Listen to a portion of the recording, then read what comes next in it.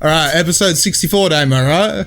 64. 64. 64, what a beautiful number. Yeah, all right. We got digital rock star on, someone who's been in the scene for a long time. You're making me sound old. No. We're all young here, and honestly, like, you've thrown some of the coolest parties in Perth, just from me being on the outside watching in. So, Phil, g'day. G'day. Thanks for having me. Phil, you blunt. Holy shit! I can't believe you've come on. It's so nice to meet you. I can't believe it took this long for you guys to invite me. Well, I got to get through everyone eventually, kind of thing. So, who are you? What do you do? And I asked this at like the beginning of every podcast, like, what got you into it? You're a DJ, you're an event promoter, you're a mixer and master, like you produce music. Like when we were talking before the podcast in the lead up, I was looking back at my old bio and just thinking, like, I've done like literally so many different parts of the music biz in terms of the electronic sort of side of it. When I don't know how much I'll claim as being a so and so, but yeah, I've done a lot. I started out like, well, I don't know, I guess probably like most of us who are in the scene, just loving music. So I started playing guitar at like 10 years old. No shit. And then in high school was in bands. This is like mid-90s, so it was like Nirvana, Metallica, classics, all that sort of stuff. Yeah. And then my friend put me onto Wu-Tang Clan and Gravediggers and like the golden era of hip-hop, and I was just like, what the fuck is this? Yeah. I'm allowed to cuss, right? Yeah, of course, yeah. You got a beeper or something there. And so from there I was like, all right, what do you do if you're into hip-hop and you don't want to be a rapper, because I wasn't going to do that. I was like, how do you do the music? Like, what's the music guy? What's the guitarist? And so I was like, okay, you're a DJ. So then I just started buying hip-hop records, breaking all my parents' records and needles. Yeah. Do you say the Eagles just then?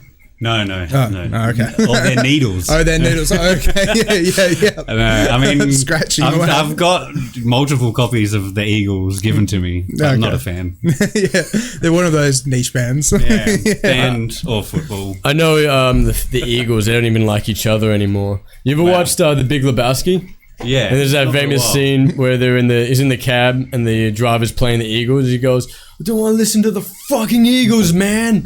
And apparently one of the Eagles members actually saw that scene for the final screening, just to get the copyrights off from him.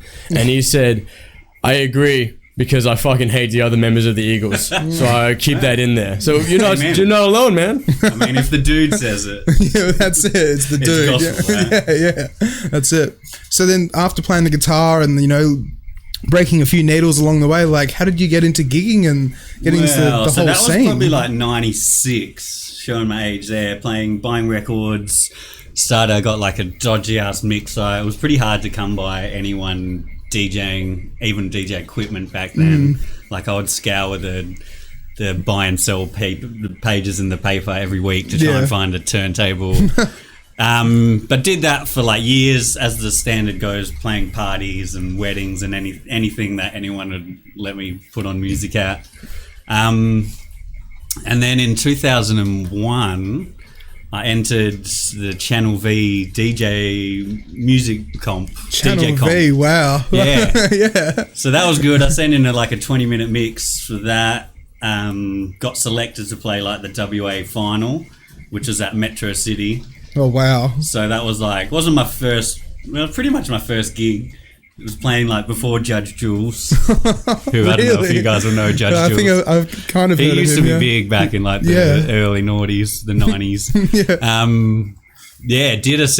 Did a competition there, ended up winning that, which is cool. Was that on CDJs or was that on vinyl? No, this is vinyl. This really? is before Metro CDs City vinyl? Were really that common. Wow. I definitely didn't have CD players. And yeah, got flown to Sydney. That was pretty dope. And played on live on Channel V for the final. Didn't win. But still, though, you got flown to Sydney, cool. though. That's It was I was 21. My mind was blown. Yeah, that would have been amazing. Yeah, so that was kind of good, and that I didn't really know anyone in the scene. I was really green, really just young and green. Actually, yeah, the gig before that, I did a DJ comp upstairs at Brass Monkey. Really? And I rolled up and didn't think I needed to bring headphones.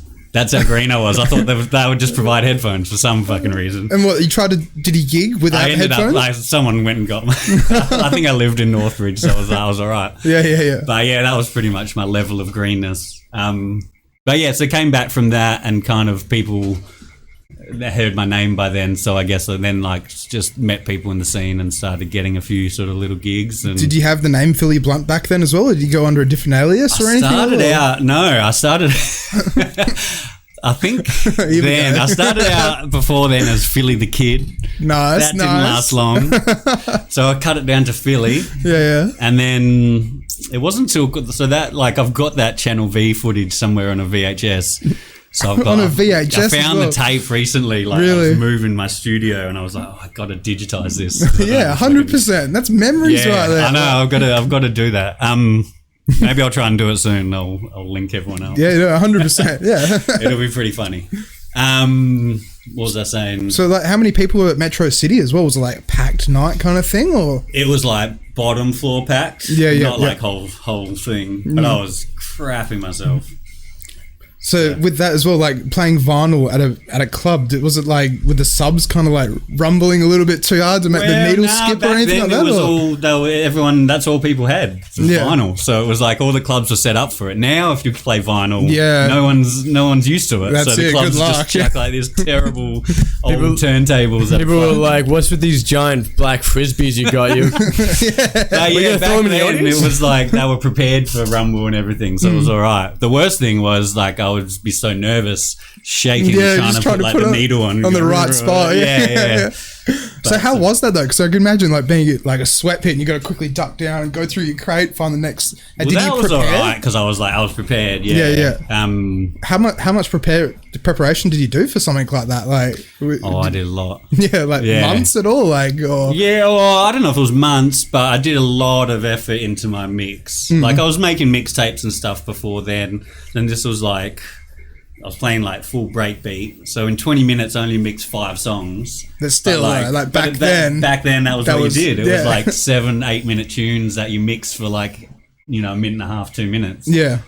But that was good. I like that. That's a good, enjoyable way to mix as well. When you find 2 songs that just like just work. They're harmonically they're just perfect. Yeah.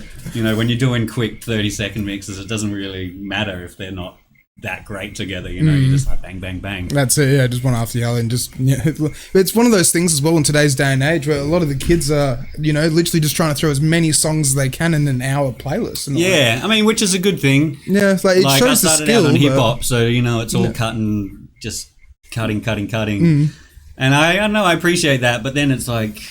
You kind of lose the actual mix. Yeah. Because it's just so fast and there's no feeling to it in a way. There's no sort of overlaying of songs and getting both in there and getting this part from this part working with this. I mean, it's still there, but it's like less and less and less. Yeah. But then it depends what genre you play. Exactly, like if you're playing house and techno, it's all about layering and... Yeah, and building up the hype for the beat and like, the drop and then just like, just like in those techno crowds you see when it's just like, just builds up and everyone's just like, exactly. So I mean, there's different payoffs, I guess, when you're doing it that way to when you're playing, when it's a bit more of a, I guess, commercial crowd. They just want to hear the next song, bang, bang, bang, something they know, something that they can recognize. And it's one of those things as well, is like now that we're in the digital age of mobile phones and social media, it's like they say it's like we've got an attention span less than a goldfish or something like that now, something stupid. But I don't know if that's the case, but I think it's definitely quicker. Like people don't want to listen to a... 3.5 minute song of Pitbull. Exactly. It's a funny one because I played like one of the Amber reunion shows and that in September? It was the last year or the year before. They've had 2 or 3 now, 2. Yeah. But anyway, it was all vinyl, or we were playing vinyl that year anyway. And so obviously with records, you're kind of playing the whole song. You're playing that intro. Yeah. You're not able to kind of just skip forward or just loop bits and chop it. So there was like, it was noticeable. People were kind of like, you're mixing these tunes, and so they would stay in for like 3.5, 4 minutes. And then the next tune's only just coming in. It's not just bang, That's and it was noticeable, like people were like just like, especially the younger crew, like Yeah. That's it. It's like, so come long. on, let's go on. Yeah. But I mean, I'm the same as well. Well, it's just like how we've all developed in a way with the way the much. music industry is in today's day and age. Like Music, it's just, I mean, and as well as just technology, you know, everyone wants everything immediate. That's it. Yeah. You know, Then music and now. wise, Or here and everything's now. just singles because there's no album sort of Exactly. push anymore. It's Or just like, EPs and stuff, just Yeah. like small amounts. yeah. Anyway. So then after Sydney and stuff like that, then so what? You came back a hero kind of? Like, what happened? Like, Not quite. I didn't win, so no. But like you got close to winning, right? I did all right. Say yes. I wasn't unhappy. I don't think I came last, but they didn't place us. Yeah. But yeah, I came back from there and kind of met a few crew in the scene. Started doing, I don't know. I started playing a few like hip hop gigs, like more kind of commercial bars and stuff like that, and then got a few kind of more breaksy, clubby sort of things as well. God, it's taken it back. Yeah. But like, yeah, I met a few crew, met some people, and started doing like late night shows at RTR. Oh, really? Back when RTR was in, Well, like what year would have that have been back then? probably Because like 2003. yeah, because RTR's been around for a long, Oh long yeah, time. so they right? were over in UWA at that point. So they were, I think that's where they started. No And way. it was So you're part like of back in the UWA. beginning kind Well, of thing. And it was like the Something first, like that. and it was the first independent digital radio station in the world, or something like that, or the first independent one to be on FM radio. I'm fairly certain. Maybe they've always been on FM. Their community, they did sort of push into digital pretty early, but I don't know if they're on like digital radio. Yeah. No, but Does they're anyone listen to digital radio? No, I don't. No, Not it in was- Australia. We're not. I mean, I don't know. I guess so. Did you do any courses or anything like that to be able to get into RTR, or was it just kind of like away you go? No, well, I was just rolling in. So the guys, I met some crew at uni, and they were really cool. And they used to do what was called the Dawn Treader, which was The like Dawn the Treader? Dawn Treader show, which was like Tuesday nights or Wednesday morning, 1 a.m. till 5 or 6 a.m. And so the listenership was pretty minimal. Lots of like truckies and cabbies. Yeah. The people that but are we were awake pretty at that much time. like, like it was pretty loose back then. We could just kind of do whatever. So yeah, that was good. And so with that, it's like, because you've done some presenting and stuff like that now, right? Like from there, and like doing the, playing the tracks at that early, in the early times. When did you kind of segue into like earlier in a way, or like, because you said you were part of Full Frequency for like 8 years, right? Like, So that was kind of, I guess, around the 2010 mark. okay. So by then I was like playing at Amber, putting on some shows at Amber, and kind of a bit more known around town, I guess. Yeah. But still on my way up. Micah was doing Full Frequency on Mondays with Ben Mack. Mike DeWitt? Micah. Oh, Micah, okay. Yeah, okay. yeah. I don't know if Mike DeWitt was born then. Was he? Shout out to Mike. Yeah, if you're watching, Mike. But where was I? Yeah, also I would guest in whenever one of them was sick or couldn't make it. I would sort of do the jump in. But I was pretty terrified of talking, so I was like, well, that was something by this guy. Yeah, That was it's about one of all I'd those. say. It's one of those things, though, right? Because when you hear yourself on the radio or you hear yourself again, you're like, "Oh my god, I sound like that." Oh yeah, Or even look now like I that. don't I'm listen like- back. I won't listen back to this. No offense. Damn it! I might. Yeah. I'll send you it anyway. So you don't. You get the choice, or you don't. It's up to you. No, I've got used to it now. That is one of the things. It's like, so from there, Ben ended up leaving in maybe around 2010 and 11. Yeah. Or it would have been like 2012, something like that. And then so I jumped in on a weekly basis with Micah and did that for like, I think 8 years. And he only finished up about a year and a half ago. Yeah. And now I've jumped onto the Trainwreck crew, which is Saturday nights, which is a bit more Prime loose time and kind of fun. thing. Yeah. So then with that as well, because like we skipped a couple of years, but like, so like from 2003 to like 2010, like what were some of your achievements and what you kind of got going in a way, like because you were just playing more pubs and clubs and bars and stuff like that, and like, how did you segue into running your own events as well in a way, kind of like? Well, I was actually pretty lucky. Like when I must have been like early days, 2002, 2003, met some crew who were putting on shows at, I think they were kind of managing or booking what was then called the Big Apple, but what people would know as Barb's now. Okay. And was also Shape as well. Yeah. It's been a few things. Apple, so this is the Big Apple, and it was called something else as well. Anyway, a couple of cool crews, Saxon and I think it was Marty. They were just like, I guess, saw some potential and were like, maybe they just saw they could make some money, which is the way it goes. Because I was kind of young and had all my friends coming to all my gigs, which, you know, that's the way. Yeah, that's always works. a plus kind of thing. Yeah, right? exactly. I've booked many a DJ on that. That's how. Yeah, it can work like that. They were like, "Do you want to put on a night?" So I was like, "Yeah, hell yeah." I couldn't quite get into Amber at that point. I wasn't really in that realm already. How long has Amber been around for? I thought it was only around for like 5-10 years or something. I think didn't they have a 20th anniversary? No, maybe not. Maybe they didn't make it. I think they started like 99, 2000. Really? Maybe I'm wrong. No, but still, like, if they were somewhere around that era, can that's we still. Google that? Yeah, let's Google that. I'm already on it, boys. Yeah, Damo is on I'll it. probably get in trouble for not knowing that. No, you'll be fine. We're freestyling. It's all good. In the early 2000s. Early So, 2000s? Yeah, maybe it was 2000, 2001. So No way. I thought it was something different before that, or like it opened in 2012 or something. No. It did shut down for 2003. Yeah, wow, yeah. I believe it's been. There you go, 2003. There you go. Since 2000. So what was the music like back then for that? Because like, as you said, like you didn't really fit in there. Was it just like musically heavy? I probably would have, but I was just a young kid, and it wasn't as easy to break into the scene back then.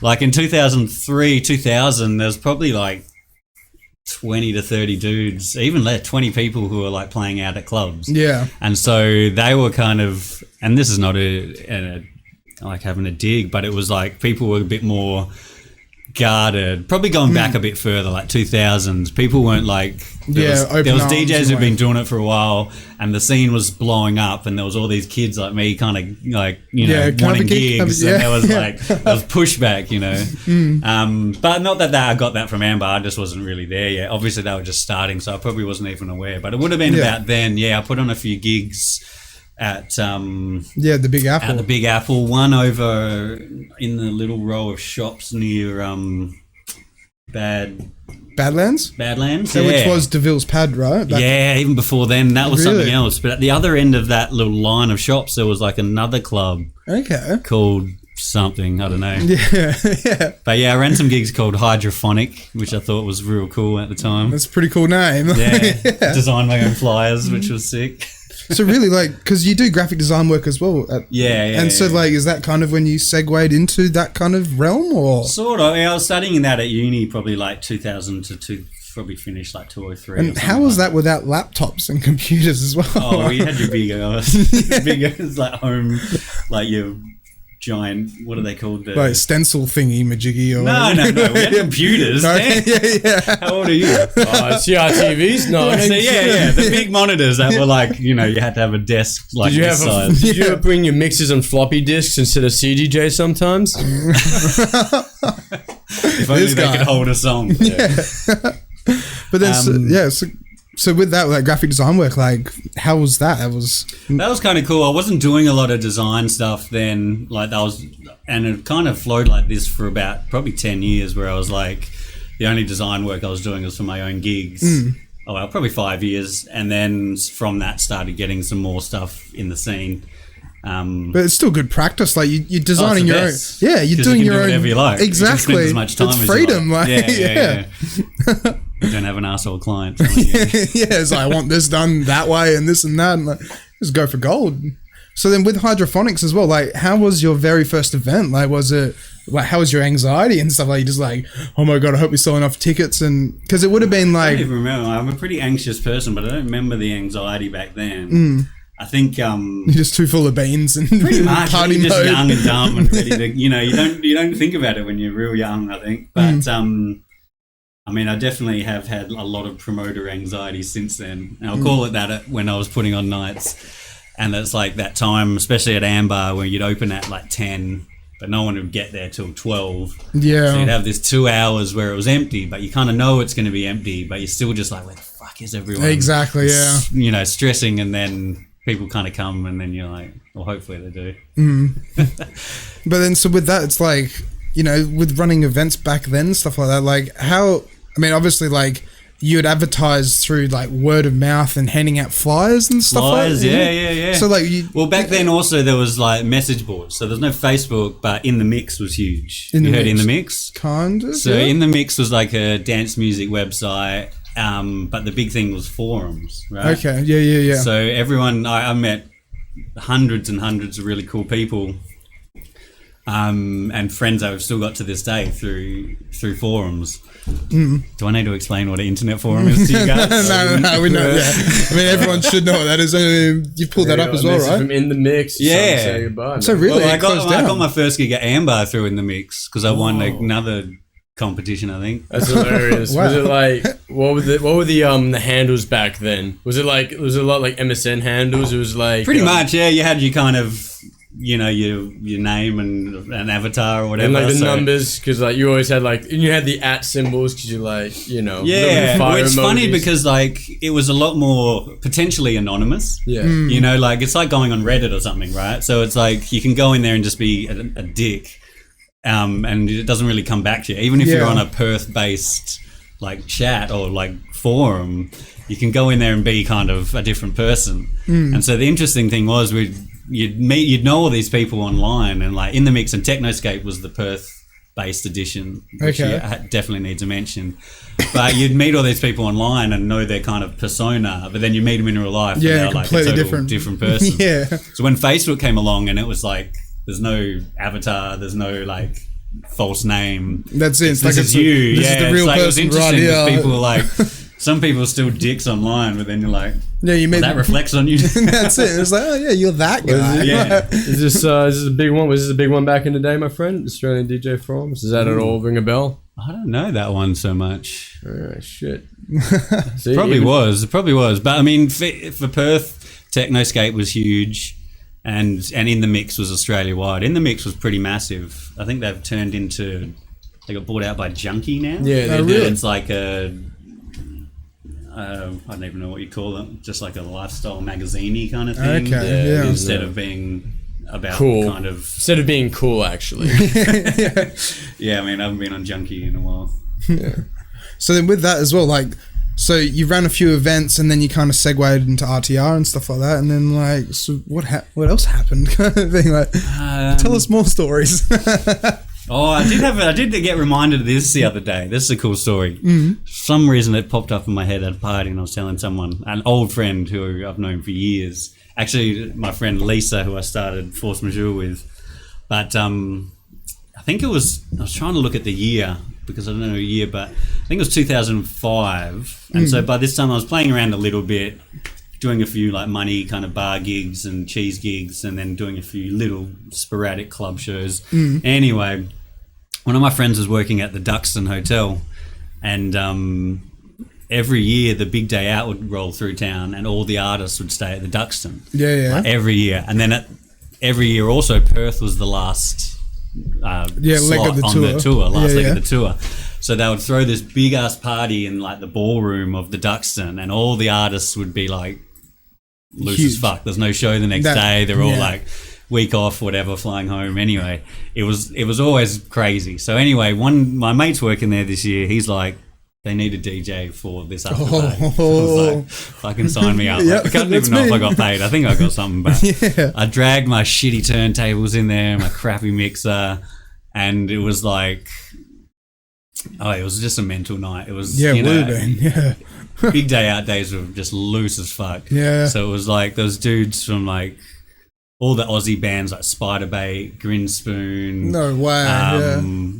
Who's the Perth guys? Black Fingernails, Red Wine. Oh, Eskimo Joe. Eskimo Joe.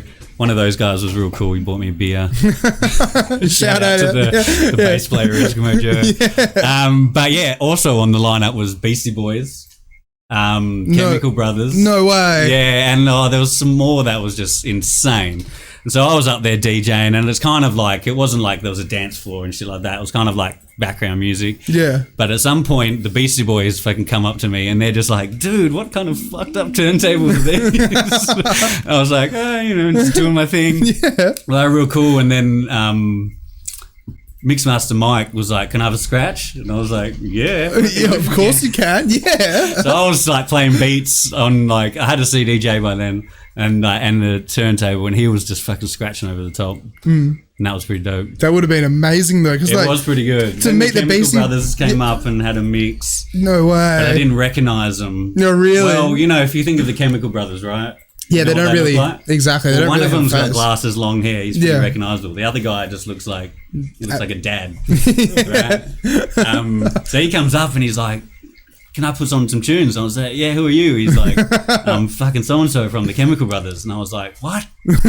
And he said, I had to say it like 3 times. Oh, loud. wow. And then I could see he was getting real pissed off. And then I was just like, Oh my god! Why did I do that? Please, just have a go. yeah. And then Phil Jameson came up from Grinspoon, and he was like, "Look, I want to get this fucking party started." And he's like, "Can I put some tunes on my iPhone?" And he whipped out like the original, iPod. Yeah. The white iPods, the big things about this big. Yeah. Like, and he's like, "Can we plug this in? And you just put on the songs, and I'll just like talk and shit." So we did that for like a couple of hours. Yeah, it was a good night. That would have been amazing though, to meet the Beastie Boys and Chemical Yeah, that was Brothers. and, good. That was good. That's That was one of legendary. our better stories. Yeah, that's a legendary status kind of thing.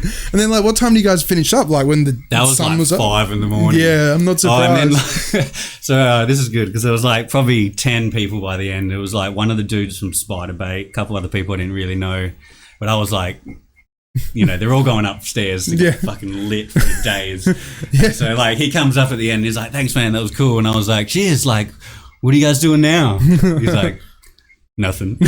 And walked off. I was like, "Yeah, okay." Oh yeah, you're doing nothing. I tried. Yeah, we're so close though. Yeah, but so that was close. a good night.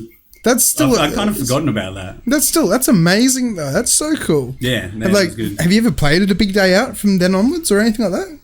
Because they stopped. They never got to play a big day. I went to a lot of them. Because they were amazing festivals. Yeah, But yeah. unfortunately, the way things are these days and how expensive it is to get artists in, and you know, payments and the whole thing. It's it's like with Soundwave. Like Soundwave was so good, but everyone needs to be paid, kind of thing. Yeah, eventually. Yeah. So Crack another. of course, yeah. So then with that as We well, won't so get like, that on camera. We'll keep it professional. but then so just kidding. with that though, so like you kind of segued from that and getting gigs and here and there, and like, you know, like what was it like doing, you know, cheesy gigs in a way, like you said before, and like doing weddings and stuff like that? Did you kind of see that this is what you wanted to do and pursue it, like Yeah, well, I think I was just into it from just day one? forever. Yeah. So I didn't do weddings for very long because they're pretty terrible. But you know, They can be tedious. they do what they pay good, but yeah, I was like probably too young and dumb to like go and ruin someone's magical day. That's it. But anyway, I didn't do that long, but ever since then I've kind of run a gauntlet, I guess, or just a balance of doing gigs for money and trying to make just make a living as a DJ, and then kind of balance that with doing the good gigs, which are kind of more few and far between and less money, and probably, you know, it's harder to make a living off just doing that, especially it was back then anyway. Well, that's exactly it. You got to put the hours in. You know, you got to be able to do 5-6 hours at a pub or this. Exactly, or that. yeah. If And you then want to it's slack like, off for the rest of the week. That's it. And then in doing stuff like that, it's like what I've said to other guests. It's like, you know, you have to play Dancing Queen every single week kind of thing. It's just part of the routine, I guess you could say. Like, Yeah. So I did that for a while. I was doing like heaps of like lots of hip hop, like noughties hip hop, 50 Cent, all that shit. It was good. You know, that was kind of cool music back then, and it was like that was a bit of a vibe as well. yeah. And then it kind of started getting a bit shitty, the music, and like what was kind of pop commercial music kind of got shitty. You start letting, just... Well, you know, I tried to do it like I never really wanted to play stuff that I didn't like. You know, I'm happy to play like to the crowd and play commercial, but I was like, if I fucking hate a song, I'm not going to play it. Yeah, that's completely But, like, fair, yeah. Yeah, but it doesn't always get you gigs. Exactly. That's it. That is it, yeah. But no, there was a point there I remember clearly when I kind of had to make a bit of a decision to go, okay, do I want to be known as a commercial DJ, or do I want to try and be more of a serious club DJ? And sort of made my decision and pulled way back on that stuff for a few years, and then just kind of focused on Amber, doing club stuff, putting on shows, and making music as well. So then, what are some of the other events that you've run? Because like Force Majeure, and you've done like. So yeah, Force Majeure went for 9 years. 9 years. I had no idea it went for that long either. Wow. But before that, I used to do, and the way I got into Amber, so I'd done a couple of like guest slots. I did that in the mix slot at Amber and did all right. They were kind of happy, interested. But again, it was tough to get into. I mean, it kind of was up until its demise. But yeah, and I think I'd done another guest slot, which didn't go as good, but you know. But that's it though. Like, not every gig can be a perfect gig. No, not at all. I've done plenty of stinkers. Yeah, that's it. Like, so have I. Like, it's just one of those things where sometimes it just doesn't go as planned. Yeah, like, I mean, you got to take the good and the bad. Exactly. Yeah. But yeah, so that was pretty much the gold standard for Perth. There wasn't a whole bunch of clubs as well. So it was like Amber, it was Geisha, but they were kind of different kind of music. This was before there was even like a shape, something that was shaped to kind of pop up and give Amber a bit of competition. So it was like, if you weren't at Amber, you weren't really sort of doing it at that point. So I was like edging to get in there. Anyway, I was working with Ben Mack at a music store, and he was a resident there, and so I kind of managed to pitch to him that we put on a show together. We called it Bootleg. I actually stole the idea off someone in Sydney who was doing it. So back then, when it was more records, like most tunes were like official remixes, right? Like the original song or an actual remix. But then you would get people who would like press up a bunch of like 1,000 vinyl of a bootleg, you know, whether it be like just whatever famous song. So it's like basically an unofficial remix. They don't really get called bootlegs these days. Yeah, exactly. But back then, it was kind of like they were the kind of cheesy kind of party sort of starters. Not cheesy, but they were the ones that everyone knew. So you would get like an Armand Van Helden classic song in a breakbeat style, right? Yeah. Was it this, my friend? Is this what you're talking about? Yeah. So me and Ben started bootleg, pitched it to the club, and they gave us a shot, and we did well. And then we called ourselves the Bootleg Brothers. And Mark Ronson, Mr. Mark Ronson. Are you a fan? Oh, mate, yeah, hell yeah. Yeah, who isn't a fan of Mark Ronson? So, yeah, we've got a few mixes up there. They're on my Mixcloud. I think that's... Damo has tracked that down. Oh, indeed. Yes, they are. Well, yeah. But, yeah, it was interesting because, like, at that point, especially in the break scene or the scene that was in Perth, it had gone a bit, like, kind of, like, head up its own ass in terms of, like, this deeper... You know, it's got to be kind of this cool original music. Like if you were playing like a bootleg or something a bit cheesy, it was kind of a bit frowned upon. But it kind of gone a bit too far down that head up its own arsey way. So we were like, let's just do something fun and cheesy and party, and the girls will come, and then the guys will come, and then let's just have some fun with it for a change. And that's how events really work these days, right? Like, well, yeah. I mean, always you don't want to just do that, and you don't want to, you know. Well, yeah, you got to provide the vibe and good atmosphere. Yeah, you want to play good music when it comes down to it. But yeah, that was our. You know, at that point there was a gap in the market, so we were like, let's just do something that's still cool music, but it's just a bit more accessible. Yeah. We literally called it. The tagline was "Tunes you know in the styles you love." So it was like, you know, and it worked. We did that for about 7 years, every kind of 2 months.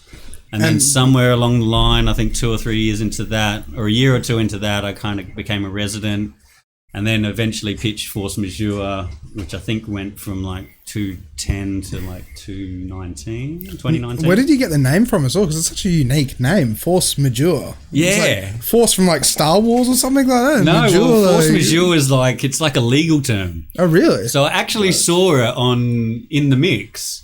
So it's like, and funnily enough, I started it with my wife, then girlfriend, and my friend Lisa, Mono Lisa, who was one of the other residents at Amber, who's a lawyer. Anyway, I saw this thing about a festival that got cancelled for some reason, but Force Majeure is kind of like an act of God. So you write it into a contract. I'll probably get this wrong. So, It's kind of written into a contract where it's like, well, if there's like force majeure and this event gets like a tornado wipes it out, you're kind of covered by this, or you're not, whatever. Yep. But I saw this term and I was like, oh, that's fucking cool. And that was it. And then Lisa was just like, yeah, that's a sick name. She actually knew what it meant. So an event that is a result of the elements of nature as opposed to one caused by human behavior. So the act of God, basically. Yeah. So I thought that was pretty cool, like an act of God. So if God started raining pig's blood, and that short-circuited the speakers at Amber, what's Amber going to do, bro? It's a force majeure. Yeah, it worked. Could I have a beer, Damo, if that's right? Oh, of course, mate. Yeah. So this is I'm also, not am I the video monkey, I'm also the beer monkey. We wear many hats here. So then, how was like your first event running for Force Majeure as well? Was it a similar thing where, because was Amber always like where it's like 10 o'clock to midnight? It was just no one really rock up. And then pretty after much, midnight? It was like, well, it used to be 9 till 6. But wow. You know, people wouldn't get there till 12, 1 o'clock. But then it used to be real late. So like we'll go till 6 a.m.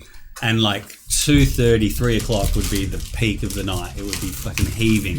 So like the 12 to 1 slot was good. You'd be like a bit more party stuff, getting everyone onto the dance floor and like a bit more funky. And then 1 till kind of 2:30 was like you could kind of slam it out.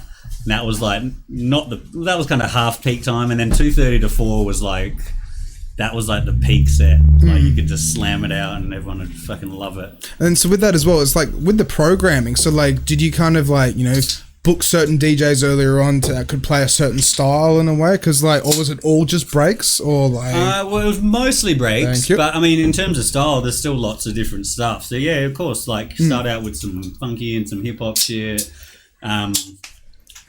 You know, like all A skills and that sort of stuff was still big back then. So like first 2 hours would be like funky breaks, a bit more party, and then to heavier, and then by the end of the night you're kind of slamming out driving breaky techno sort of stuff. Yeah. But yeah, I mean, only in that sort of sense, it was like there was a definite flow to the night. Yeah.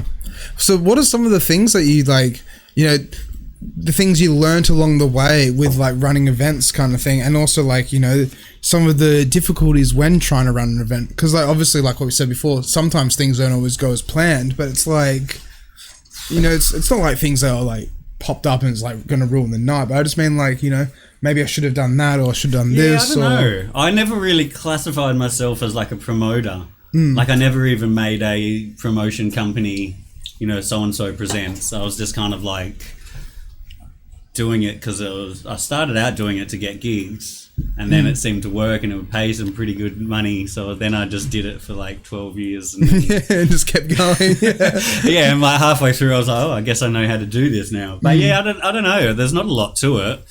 You know, book some DJs, do some event art and market it. If you can get people there, there's not, you know. And then with the way the internet's involved as well, did that kind of shake things up a little bit for you guys at all? Or well, that was kind of good because like when we first started doing stuff, it was like you'd do it on, put something on in the mix. Like they had an events thing, so you know they had an events part of their website, and so you'd post your event in there, and it'd be like a, I don't know, you know, just like a like one of the threads kind of thing. Well, it was more just like a what's on in Perth this weekend. So you'd be like, okay, this is on at Amber, this is on at Geisha. So you did that, and then you started like a thread in the forum and try and kind of drum up some stuff like that. Yeah. In the same way, now you would create an event on Facebook and kind of post photos, you know, links to a mix. Exactly. Try and get people on it. Yeah. But I think when Facebook kind of took over, it was pretty obvious that it was really good for events. But it was also like, it was really easy to get that reach. So everyone jumped on Facebook, and then it was just like, oh, we're doing this party. There wasn't as many parties as well. So it was just like you were in everyone's feed. There was no like blocking. There was no advertising. It was well different back then. Yeah, because I mean, social media has just changed so much over the years. And it's getting worse and worse and worse, unfortunately. But you know, for us, like, you know, as you know, people in the music industry, it's like you kind of have to. It's a necessary. You have to use it in a way. And it's like, it's so good that, you know, so like going to TAFE and stuff like that, I've actually met some kids that don't have Facebook. And it's like they just refuse to get it. That's awesome. Like there's a beacon of hope, right? Like, it's like, yes, there's something good's happening. Like people are kicking back against it. I mean, it's pretty shit now anyway. It is, I've only really held on to it because I'm still pushing a few, like promoting a couple of little gigs here and there. But yeah, other than that, I barely really, like, I scroll through it and just be like... It's just adverts after adverts and sponsors and this and that. It's really bad. Yeah. But it's just the way it is these days. Yeah. So then with that as well, like after Force Majeure, because you ran Kyoto as well, didn't you? Kyoto? No, maybe I've got the name wrong. What was the other big event? Oh, so YUM CHA? YUM CHA, that was it. Yeah, so sorry. me and Genga did YUM CHA. Oh, it was you and Genga that did that. Yeah. Shout out to Genga, the legendary Pokemon. Big ups to Genga. Yeah. So that, I don't know what year we started that. It must have been like 2015. Because that was at like Ginger, wasn't it? No, it was at Amber as well. That was when everything had changed. So it was probably a year or two before that bootleg finished up, because by then there was SoundCloud and it was all digital and every song was a bootleg. Everyone, everything was an unreleased remix. There was no sort of difference to us. Force just seemed to keep going and kind of evolved with sounds and everything, with the focus being on kind of heavier end of bass music. But yeah, somewhere in the middle there, it became more like trap came about. And that just took over for a while. Well, it was huge, and then I think at Amber there was like, they knew they needed to shift, and so we were like, well, let us put on a trap night. And then we did that for a few years. That was cool. It was fun. It was an interesting year, the trap era. Well, it just sounds like so much fun, honestly, because just like running events and just like looking back and be like, so many successful nights. And just like it's a good feeling when you just like, you pack a room and you just get to play some songs to people, and and just the memories that you can create from it as well, right? And just the people you meet, so many like, met so many people and really good friends, and just able to give gigs to other DJs as well. Like, I gave Genga his first gig at a bootleg because he was doing that stuff. I think it was a bootleg.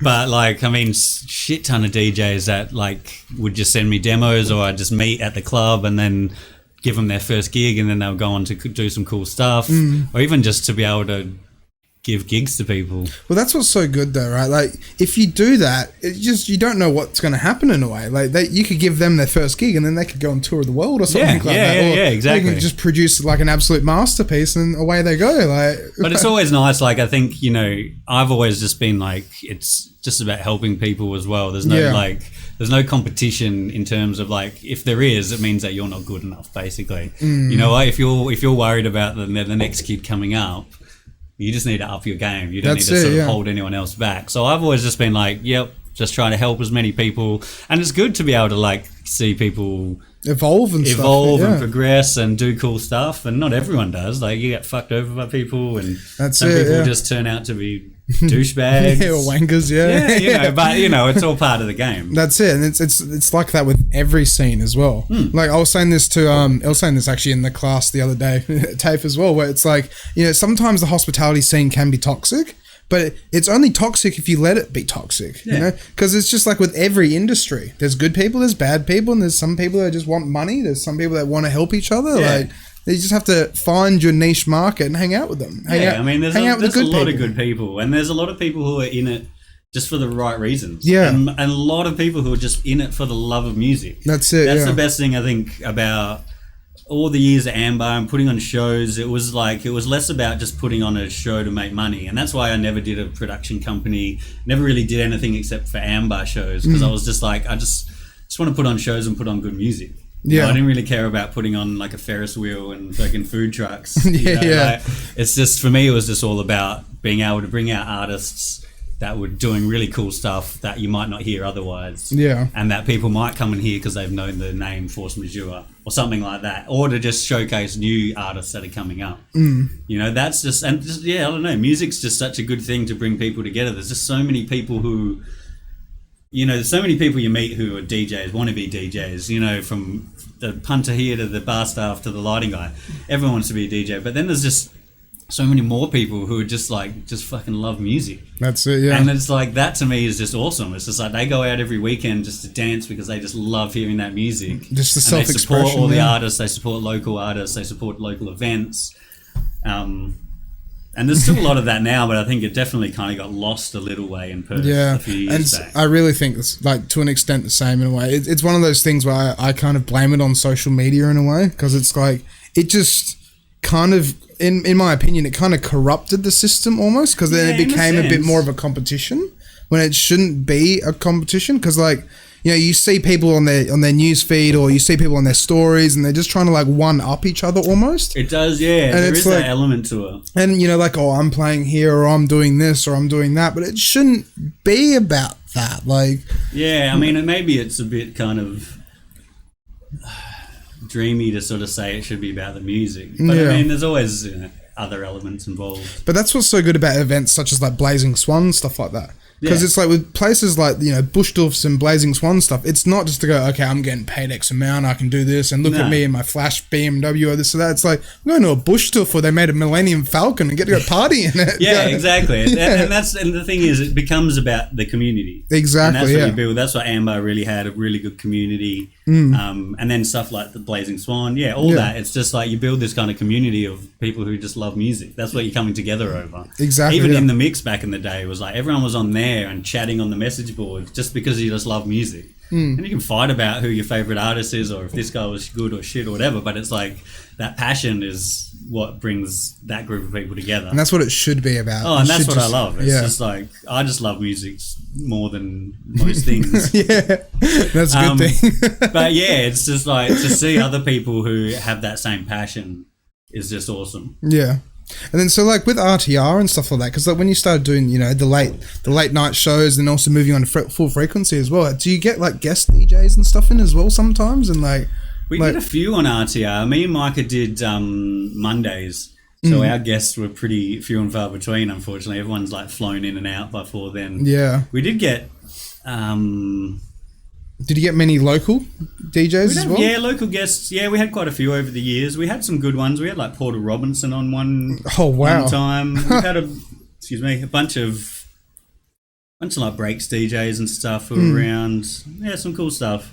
But Rock Riley does Fridays. Yeah, shout out Rock Riley. Yeah. Amazing. She gets the good guests because everyone flies in on a Friday afternoon and goes and does radio. So back when I used to play at the Flying Scotsman, she used to play upstairs while I'll play downstairs. Rock Riley just amazing. She is such a cool human being. Yeah, and just a lovely person. Yeah, she's just so nice. She's lovely. Yeah. I really want to try and get her on here. Nice. I don't know. I've never heard anyone say a bad thing.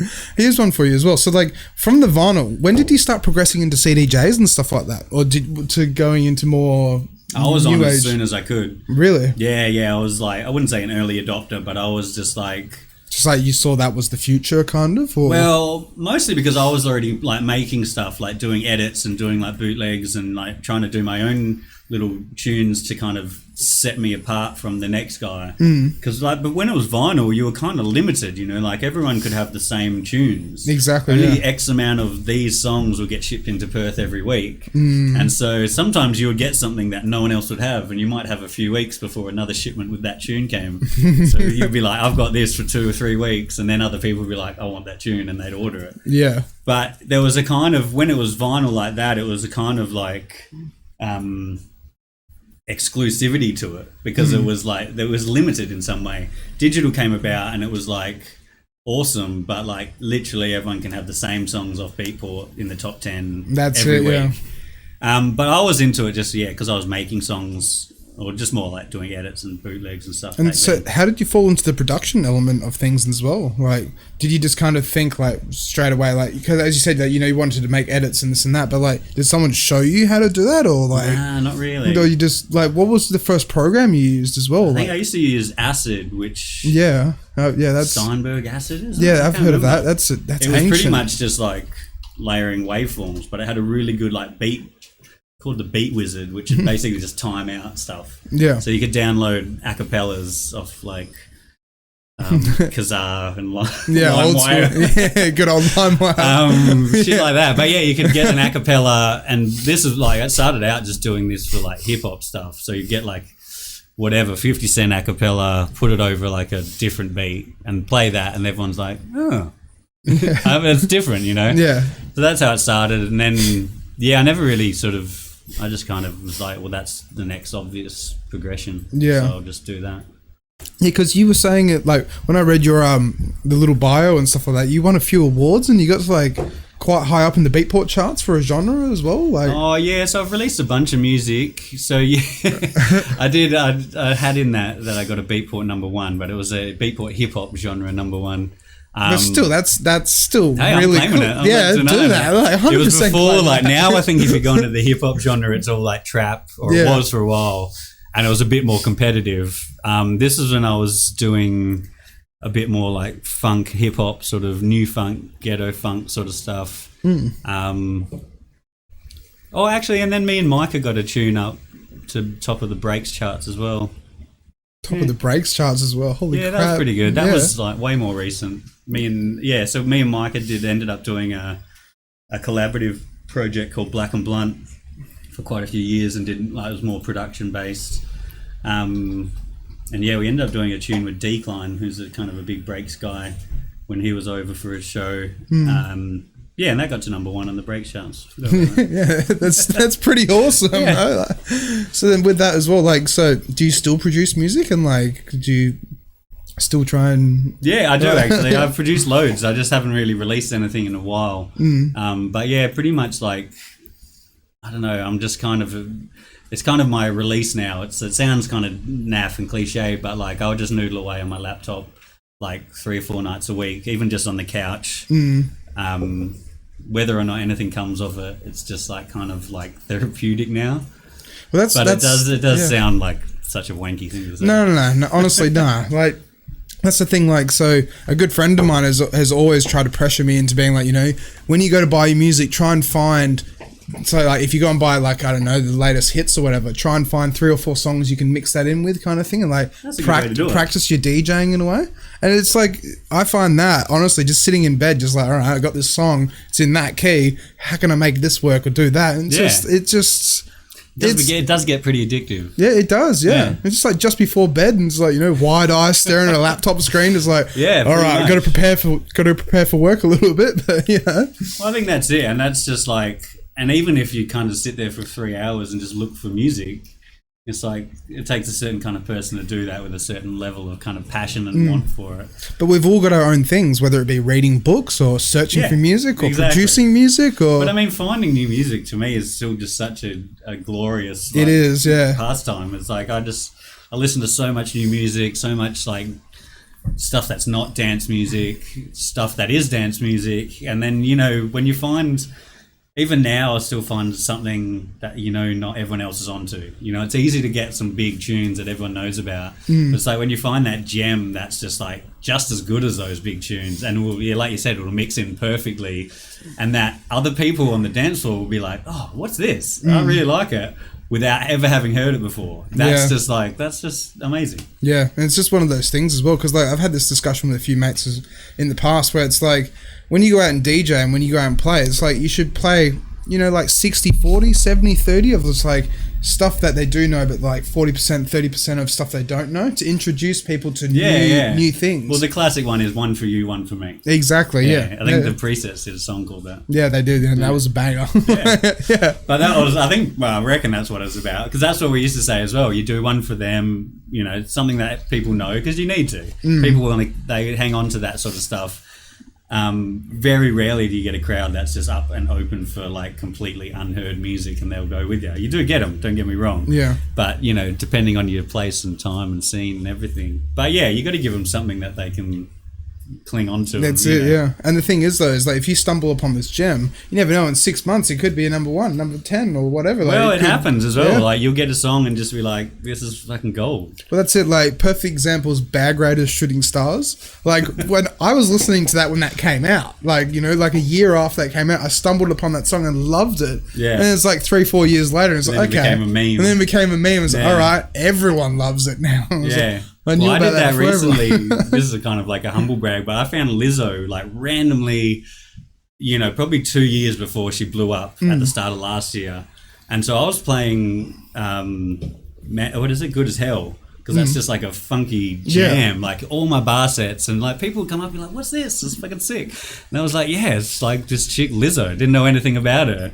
And then then she just blew up, and now I can't play that song anymore. That's it, yeah. And now it's in the top 10. It was like, oh, it's cheesy. But it happens. It's like, there's stuff out there, and there's so much music that you just find stuff which is like at this like top level quality and catchy as hell, and that people, even like a cheesy crowd who would just want to hear WAP and the stuff that they hear on the radio, like you can give them stuff that is good enough, and it's not every, it can be few and far between, but yeah, you can find those gems that keep everyone happy, and they're like, what the fuck is this? Yeah, they're Shazamming it, and you're like, yeah. And then I always love when someone Shazams it. You can tell because they're just like weirdly holding their phone. And you're like, yes, I fucking got you. Yeah, that's exactly it. I love that as well. Or when they come up to you and it's like, hey, what's this? And like, it's this, I got this song, yeah. Yeah, but that's good. I mean, showing people new music is just a great thing. Yeah. Whether it's you're on a radio show or you're a DJ or just like sending your friend like, check this fucking song out. It's, I don't know, there's a beauty in that. So with running a radio show as well, like how does that go? Because I mean, like, like I'm obviously like I'm doing my own like live radio show kind of thing, majiggy podcast thing, right? Like interview thing. Yeah, that's it. Yeah, I don't want to claim that, but I'd like that title. But like when you go to actually do a radio show, like what's involved in a way, kind of like, because is it just you or is it you and someone else? And like, well, I've only really done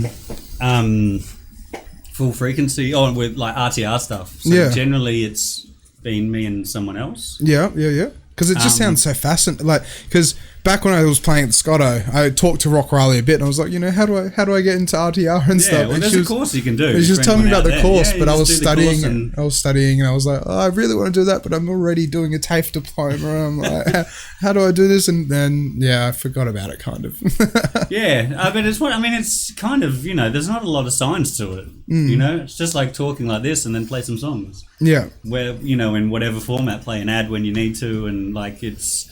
I mean, for me, it was I never had to do the course because I kind of just like snuck my way in there.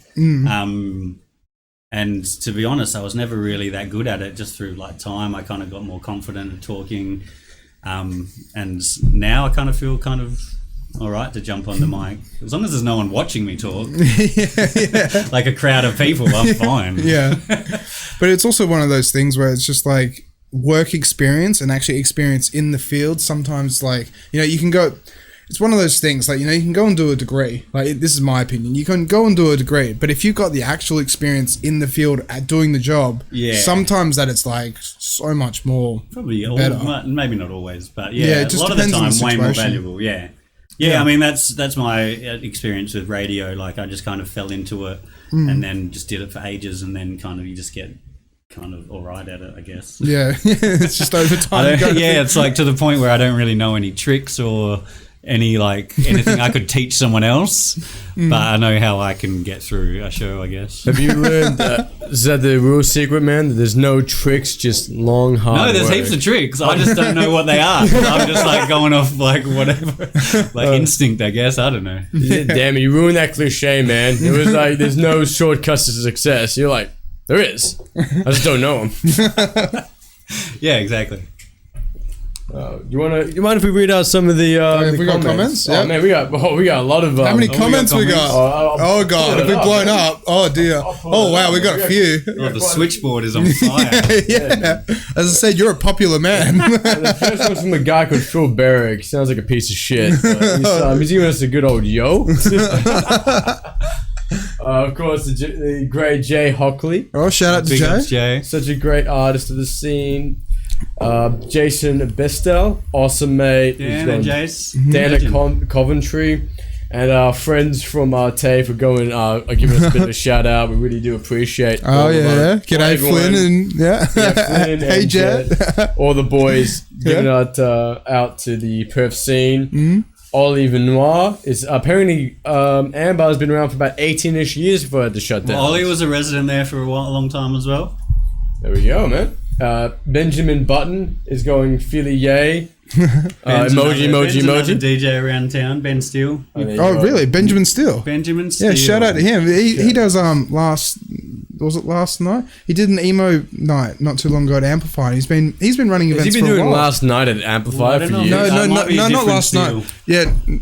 No, Ben, he's like maybe he's a barber in Northbridge. Oh, he does okay. like Is he the guy? I Does he might have have, got does mixed he have a up. lot of tattoos on the side of his head? No. No, Oh, okay. maybe the dude that works for him does though. Yeah. Danny Barbaco, shout out. Yeah, Danny Barbecue. Shout out to that. And of course we got, well then that was me, it was like the dual shot is known as the beer can. That is of course, that is the official moniker. And of course Jay Hockley again with many big nights at Amber, was such a great venue. And Mr. Andrew Edwards, Philly, take my knickers. Philly, would you? I won't because I know him. He's one half of the Beat Slappers. The Beat Who Slappers. are a great breaks act out of Perth. Okay. Still doing good stuff. Played with them out on Boxing Day and they killed it. Really? Made us look bad. Boxing Day is in like Breakfast? Well, what would have been Breakfast? Okay. It was at the court this year because Yeah, COVID and stuff like that. yeah. Have you played many Breakfests and stuff? at all? Yeah, I've done a bunch now. How are they? Because I've never been to one. I've always wanted to They're go. amazing, mate. Yeah, the videos look so good. Yeah, they're good. It's like it started out just as just the bowl, and so it was just. I think it was back in the days when there was like Future Music and Stereosonic, when there was like these huge, giant, multi-stage festivals. There was like one stage, and the amphitheater is just fucking amazing. Yeah. And so it was, and then they expanded to like having a second stage, but it was always just like they kept it to a good sort of size where it didn't become commercialized, it didn't become full of dickheads, and it was still focused on really good music. Yeah. And that evolved as well. It wasn't always just like breaks, but yeah, amazing event. Hopefully it's back for this year. You can come Hopefully. along. Yeah. I'd recommend it. Yeah, definitely. I think I've out of Fingers crossed. well, this year would have been the 20th year of Breakfest. I think. Really? And unfortunately they had to can it. Yeah. But I think out of those 20, I've been to 18. No, So you are. 17 out of 19. So And yeah, how many have you played as I've well? probably only played like 8 or 10. But 10 still, maybe. that's Oh, pretty yeah, cool. Great, That's pretty cool. amazing festival. So here's one for you as well. Like, how have you seen the music change? Like, do you like, because you know how like what you said just before, it's like, in a way, it's kind of certain places, certain music styles, in a way, it kind of attracts the wrong crowd. In a way, like not like that. I mean, like, for example, like, the classic of Tomorrowland, right? And there's like Australians wearing Australian budgie smugglers and stuff, and they're turbos and meatheads and this and that. And it's like, it's kind of like how, the world doesn't portray us as turbo meatheads and this and that, but it's like there are the guys that fist pump and all that. I think there's What's wrong with there's fist pumping, bro? guys from every country in the world. Yeah. But I think it's just a matter of size. Like whenever a scene or something becomes that popular, and the masses kind of jump into it without, maybe having that same appreciation, you're going to get. Yeah, there's always the good, there's always the bad. Kind of thing. Yeah. So I think, music's a tough one in that respect, because so often you build these little scenes and communities with people who just really are there because they love that same kind of music, and that builds and builds, and then eventually becomes something so big that everyone else just wants to come because it's a party, or maybe they're late adopters, and whatever. It's like there's all those people that I'm sure there's famous DJs who do like crazy underground stuff now who first went out to got into dance music through David Guetta or something like that. Exactly, yeah. I know when I was like 17, 18 and we first started going clubbing, we were listening to like the cheese of the time, which is like hard house, and it was like, that's what got me into wherever I ended up and wherever I do end up. Yeah. So, but yeah, I mean, there's always going to be dickheads. Yeah, no, that's I don't know exactly where we it. started there. But Yeah, sorry. Yeah.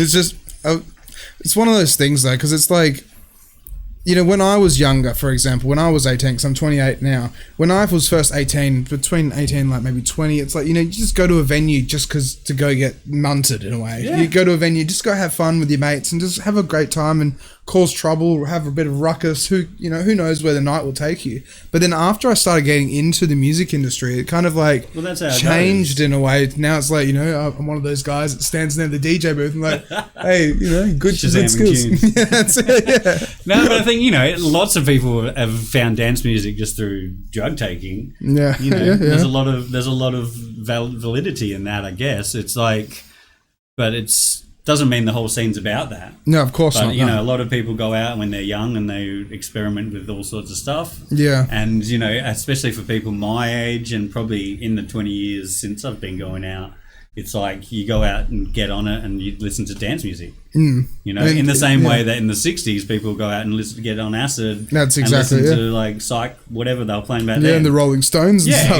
Exactly. So it's like, it can be an entry level or just an entry way, I guess.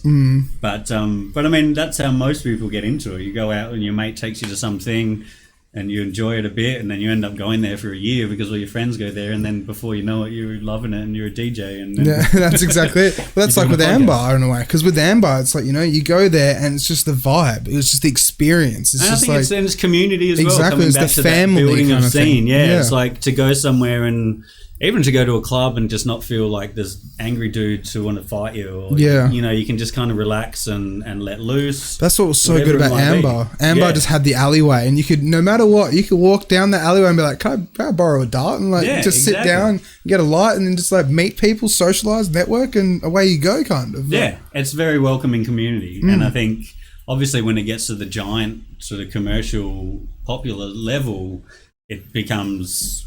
It's less that kind of small community that built it. But that's the draw card, really. It's not the drugs, and it's definitely the music. But I think it's just that big kind of community aspect. Yeah. Which it's the same thing that takes people to religion. Exactly. To sports. It's all the same kind of thing. You find people who are aligned with things that you like. That's it. Yeah. For us, it just seems to be music. That's it. Well, it's just the hobbies and the things that drive you in a way. And it's just just the things that really do interest you. Because that's it. It's like, in a way, some people do sometimes say music is like a religion sometimes. And it's like they actually do, like, they're techno heads and they just... It's what they do. It's like what they listen to. Yeah, I'm sure that's been said 100 times. But exactly. It's just like you find your people and you... do your thing. Yeah, that's it. You find your group and you find your niche in a way, and you go and hang out. Pretty much, yeah. Yeah.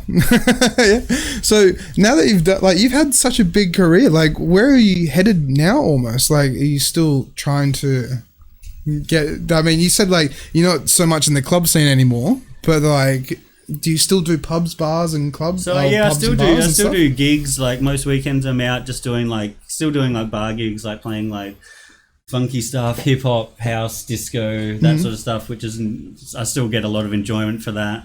I don't do any gigs, or I don't play stuff I don't like, and I haven't done for a while now. But that's always good, and it's always just good money as well. But yeah, it's nice to it's a nice outlet.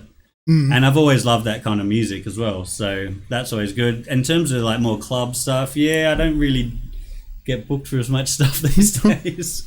But I'm kind of like, I still write music. Hopefully I'll release a bit this year. I'm thinking of starting a podcast. Yeah, I remember you saying something like that. Yeah, well, you can have the world exclusive. Yeah, here we go. Starting a podcast. Billy Blunt's exclusive. Some competition for you guys. What are you going to call it? Well, I've got a name. It's called the Hollow Bones Drum Club. Nice. That's not bad, actually. That's something. I don't know where.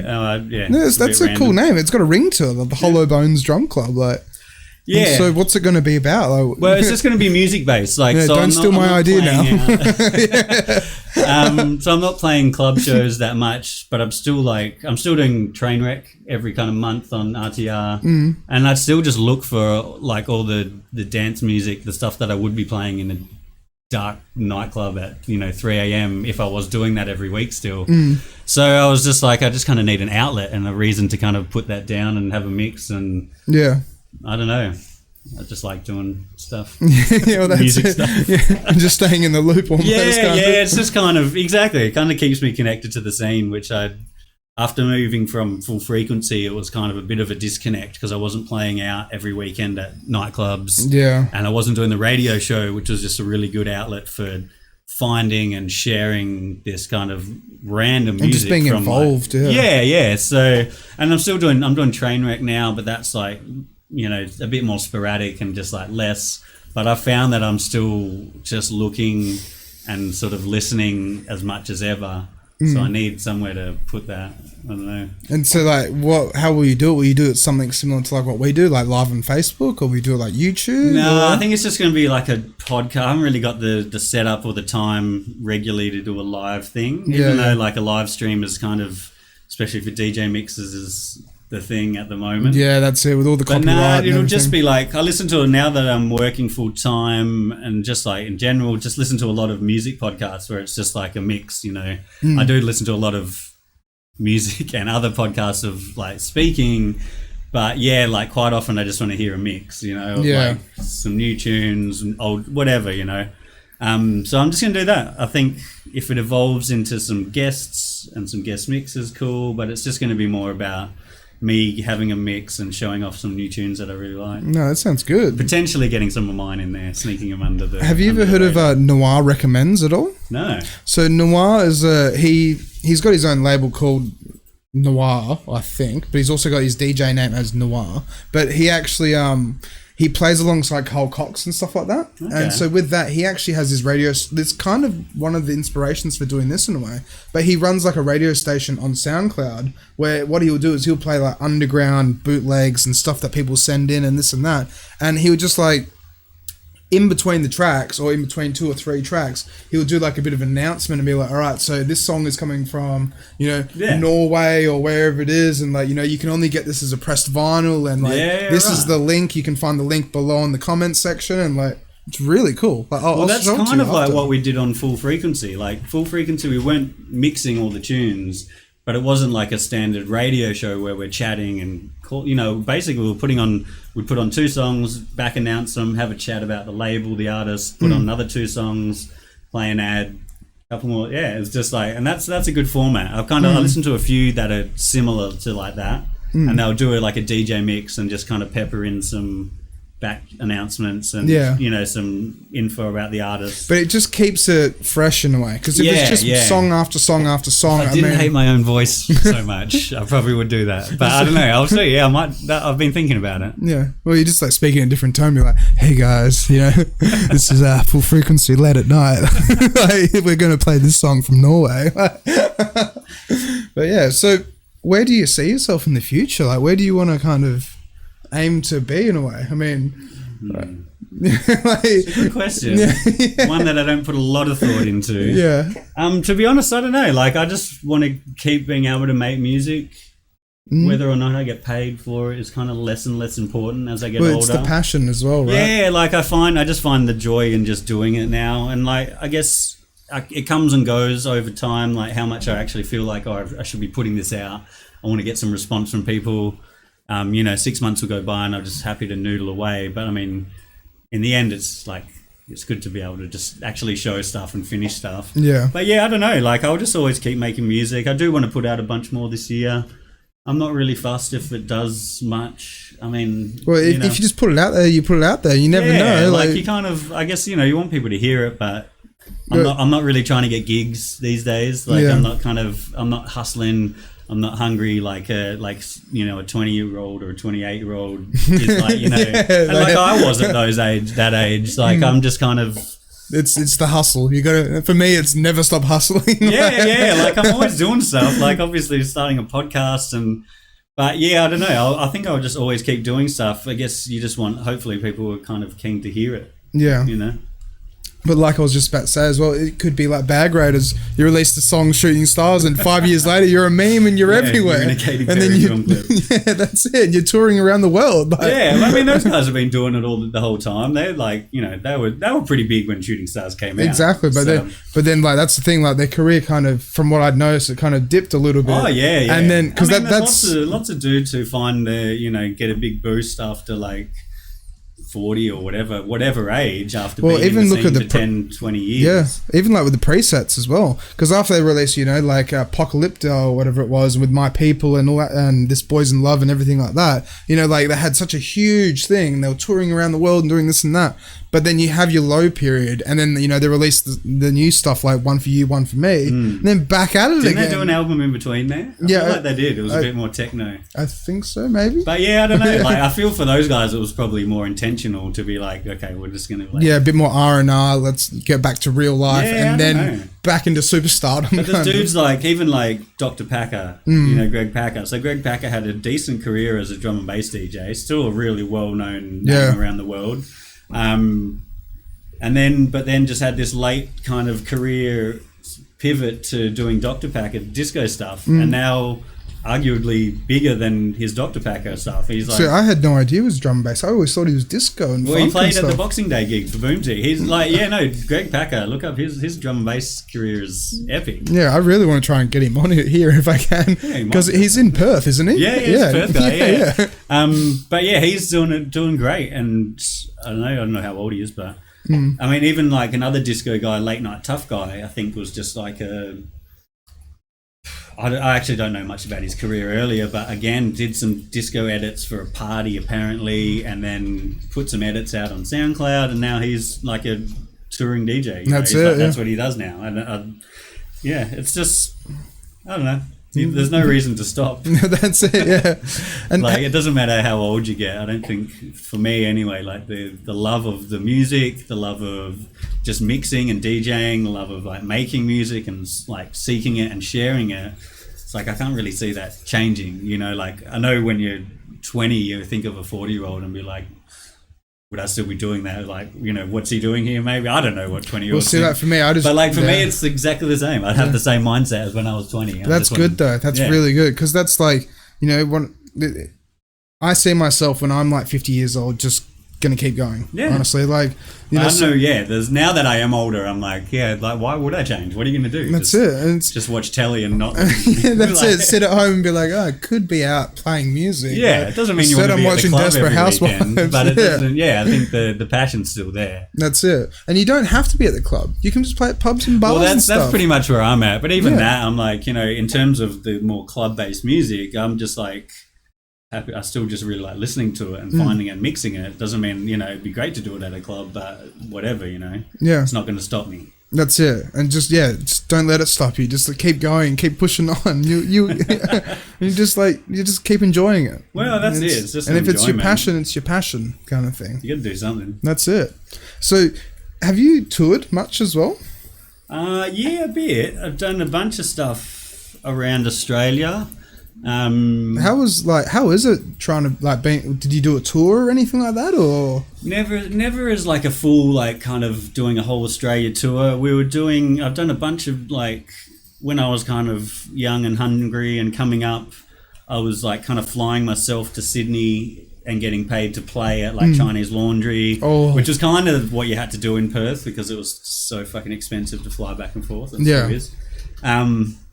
So I was doing that a couple times a year until then you kind of build up a bit of a name over there and with releases, and then they might fly you out and that sort of stuff. And then when I was doing Black and Blunt with Micah, we did a fair bit of touring. We did like, we were playing kind of every 2 or 3 months, like Brisbane one night, Sydney the next, and then coming home, which was awesome. Great time. It would have been, but that's the thing though. It's like the experiences, kind of a dream, right? Yeah, the adventures, like so many memories and fun times, right? Like, yeah. Because I really want to try and do that. Just like book a few gigs in Melbourne and just try and go over there and come back. Well, yeah, I mean, there wasn't many people going over from Perth back. You know, it was like me and Micah, and then a couple of other guys maybe. But you're pretty much like paying your way, try and do a few gigs in the weekend. We'd go to Melbourne and do like 3 gigs in a night. But that's fair though, but great fun, and you kind of like break even at the end of it. You meet a bunch of cool friends, and even if you're at a loss though, because it's just like you're going to a different city and you're just having fun. Like, yeah, exactly. And getting on the piss with your mates. Like, there's not a lot to hate about it. Yeah, exactly. Yeah. If anyone wants to book me over, yeah, you hear that? You hear that first? Yeah. So we've got 10 minutes left as well. So usually we do like 5 random questions. Have you got any questions, Damo, at all? I got some questions. Oh, you got a question? Yeah, go for it. Yeah, of course. Well, my first question would be, do you need any water? Yes, affirmative. I was going to say, man, with the I guess the retirement of Amber, do you believe that the Retrobite is picking up the torch and sort of taking on the baton? I wouldn't say that, because Retrobite closes at like 1 a.m, 2 a.m, I'm pretty sure. They've got the early license, but they're a bit more, obviously they're more of a function Exactly, venue. But they're doing some really cool stuff. Great rooms. Me and Genga have started doing up some Sundays up the top there. Sunday Social Club. Shout out. Yeah. If you're around, hit that up. Definitely hit that up. But yeah, I mean, awesome venue. The bottom room kind of reminds me a little bit of like an underground, like an Amber kind of just dungeon basement kind of vibe, which it is.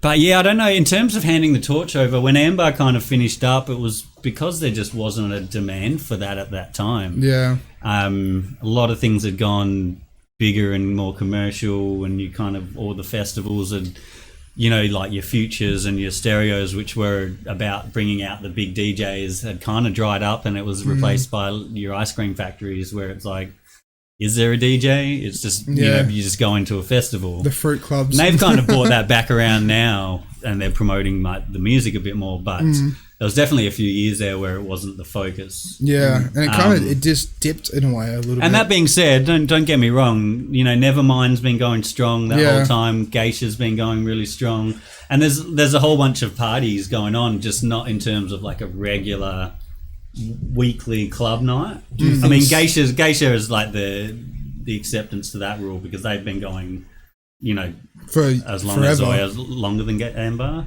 But yeah, in terms of more bass, like not bass house, but just bass music, there just wasn't really something that jumped up in terms of like a regular night.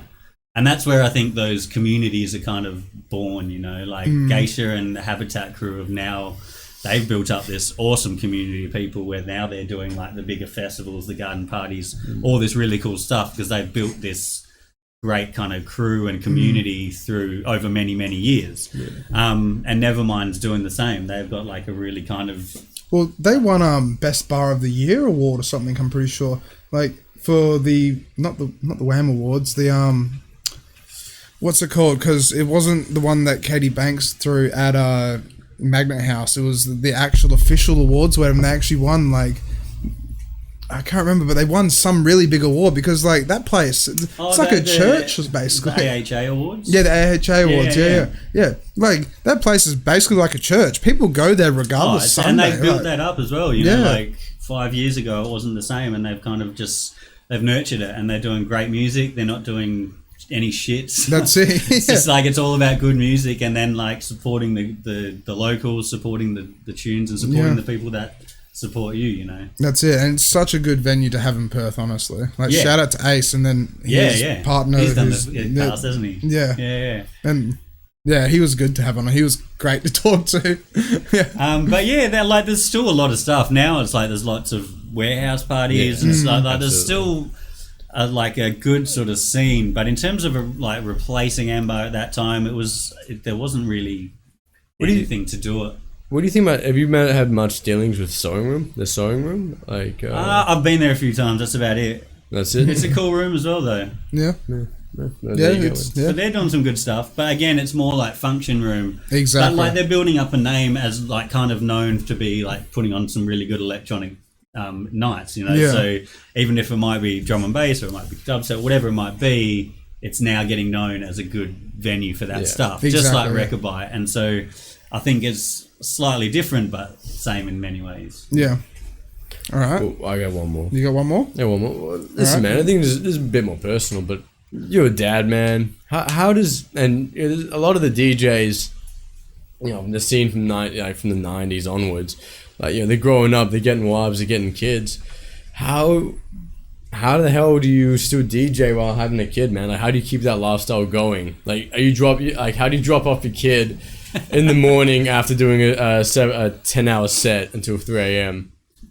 I haven't done many 10 hours. Well, that's good. Well, maybe that's the secret. No, but it's just a balance. I mean, you got to kind of, I don't know, like with anything, having a kid shouldn't change your entire life, right? Yeah. You got to work the kid into your life. Yeah. And I mean, it doesn't have to change you as a person. Hopefully you guys will have kids one day, and it's like, doesn't mean you're going to want to stop playing sick. music. And yeah, it's great. Yeah, it looks pretty cool. I'd highly recommend it.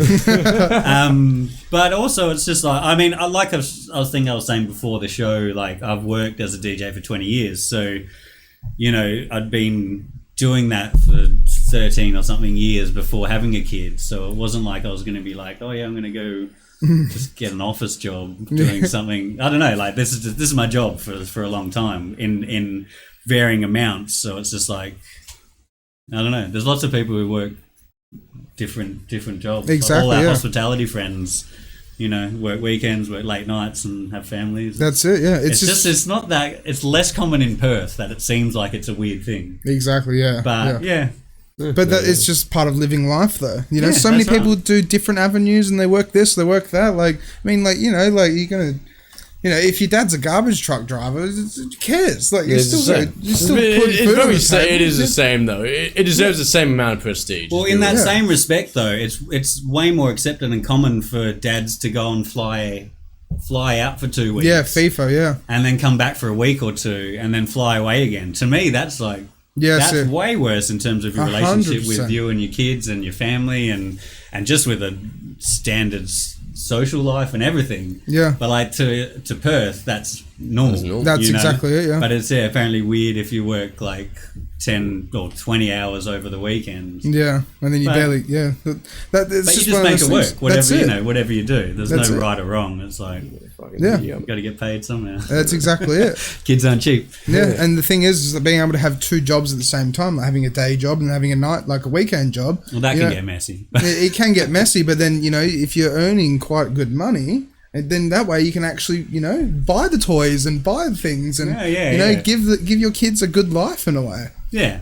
And like, to be honest, I've pulled back on you know, I'm not playing out all weekend, every weekend like I used to be from like Thursday to Sunday.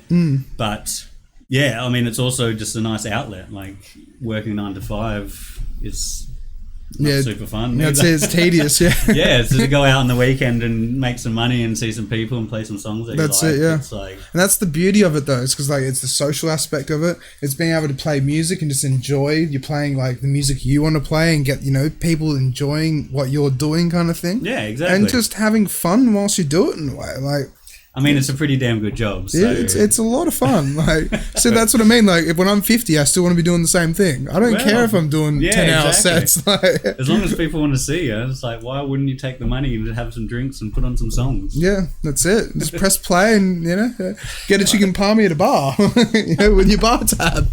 So that's what that's what I'm a culprit of. It's like, whenever I get a bar tab, I'm like, okay, what's on the food menu? Like, I'm going to try this and this and this. I don't know. Well, see, what is the man? I don't know. I feel like Amber must have had some insane nights. But is there anything that really stands out to you? Is like the wildest night at Amber? Let's be real here, man. I'm probably Because gonna remember get there's something in crucified there for at not like 4 remembering. a.m. being like, what the fuck I mean, there's is been this? some crazy stuff. I mean, Heath Ledger played there one night. Heath Ledger played there. Really? Yeah, I mean, not that he was a DJ, but this was before I was working there. But I think he did like anyway, he was in town for something. He just said he wanted to come down.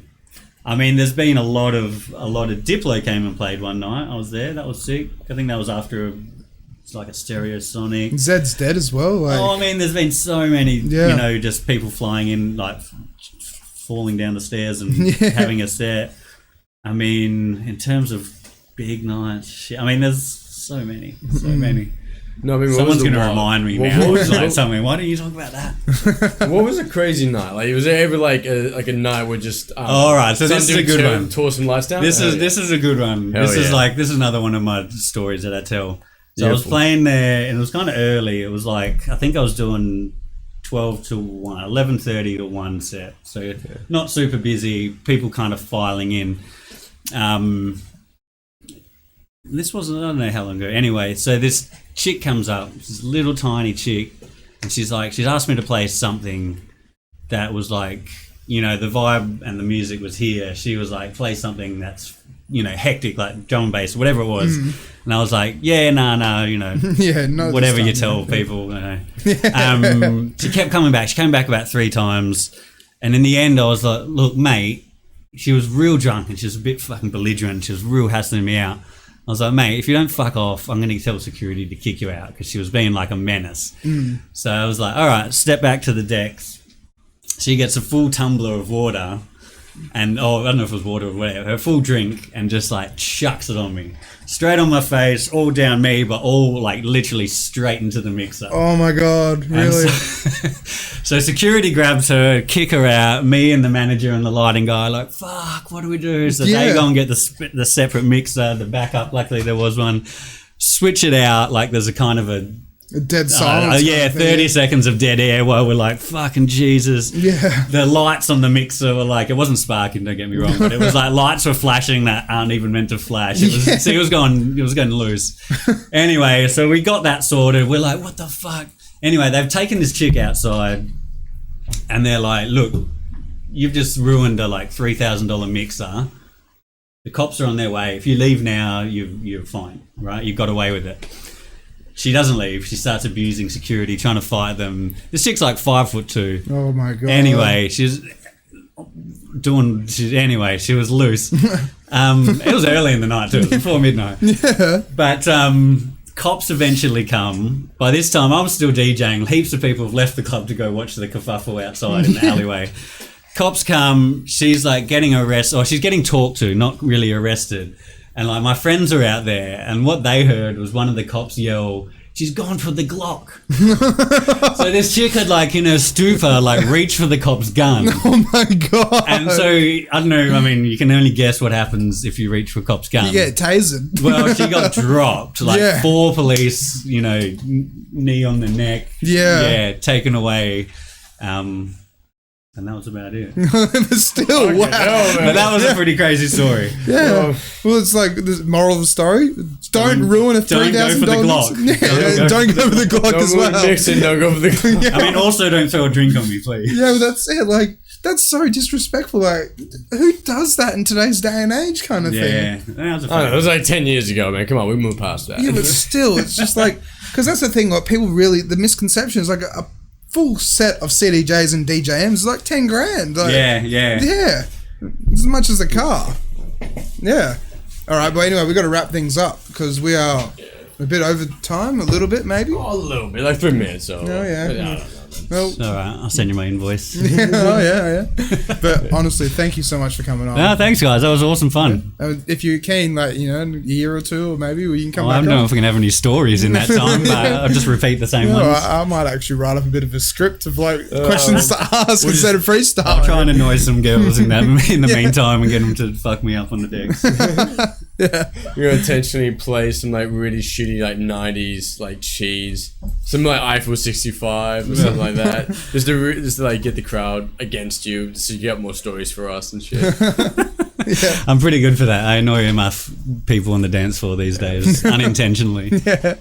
See, I'm a culprit of that as well. I'm just like, what's he playing? what are they doing? All right. Well, thank you so much for coming on. No worries. Thanks for having me. It was really fun. Mate, Yeah, it was great. you're a rock star, in my opinion. You're up there still. You're really still up there. I'm glad I didn't ruin that. And like I said, like my good friends, Death Disco, they highly regard you good dudes. as an amazing person, and you've proven that you're a cool dude. Thanks, man. No, I appreciate it. I'll happy to come back. Yeah. We'll figure out some, something to talk about. Yeah, I'll find some stories. Yeah. And then we're also going to start doing, hopefully soon, we're going to get like 2 or 3 people on. So we can all just have like a discussion about anything that'd be good. and everything. That'd be good. A nice round table kind of thing. That's it. And so if you can, we'll get you on for one of those. Yeah, I'm down for that. Yeah, and get some Always big names to chat on. music and Well, that's people it. out. This is all about music. Yeah. And entertainment, and nightlife, and hospitality, and everything in between. Everything in between. Yeah. All about, but the what is in between, man? Having a great time. Yep, that's it. All right, so thank you, Damo. Thank you so much for Thank you so much, Phil. Hey, thanks, honestly, guys. it's so good. Appreciate it. And then, this is me doing my thing, and then we're signing off. There we are with episode 64, man. Yep, 64. And you got to sign the board as well. Can you please pull that up, Damo? Yes. Sorry. Wrong button. Yeah, sorry. There So we go. don't normally do this, but we have this beautiful Shout out to Roberta, who is absolutely amazing and did this board for me. This is the new signature board, 2.0. Just I love it. So good. Just Shout out to Birdie. Yeah, that's it. It makes it just feel like That's cool. just makes it feel like more of a studio, professional studio. But all right, well, let's wrap it up anyway, Damo. Run the ending credits. I will. Please. Thank you so much. It was beauty, and we'll see you all. Yeah, we'll see later. you next week. Gotcha. Thanks, guys. All right, catch ya.